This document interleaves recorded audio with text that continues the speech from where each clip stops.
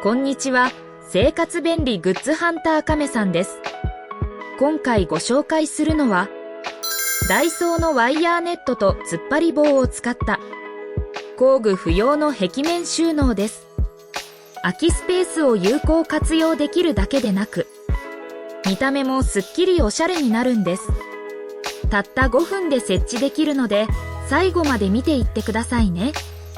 それでは、生活便利グッズハンターカメさん、こんなもの使ってみました。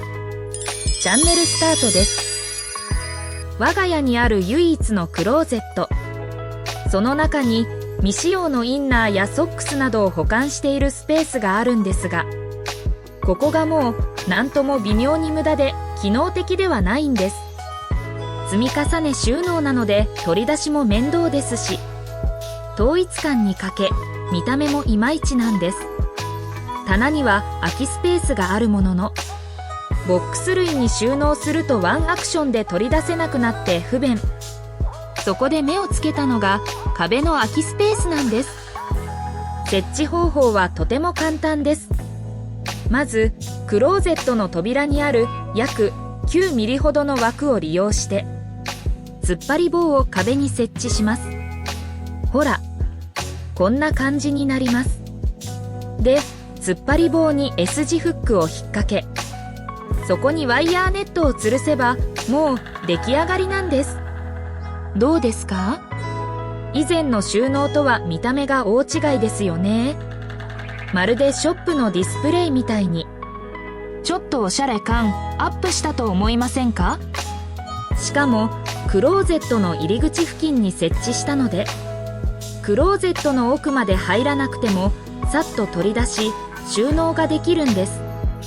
これならノーストレスで使えますよね。さて、今回使用したアイテムはこちら。ダイソーのワイヤーネットマットホワイト 62cm×29.5cm 220円2枚。白い伸縮式突っ張り棒 115cm から 190cm 220円1本。クリップフック丸4個入り1個110円。ニトリの横にブレにくいステンレス S 字フック 15mm から 25mm 4個入り290円1袋です。ここでプチ情報です。突っ張り棒のサイズ選びです。今回の例だと必要な突っ張り棒の長さは約 130cm。私が使用したのは 115cm から 190cm です。ポイントは突っ張りたいところの長さに、突っ張り棒の取り付け幅の最小値に近いものを選ぶことなんです。こうすることで設置後に突っ張り棒が垂れ下がるのを防ぎ、より強い力で突っ張れ、突っ張り棒が落下するのを軽減できるんです。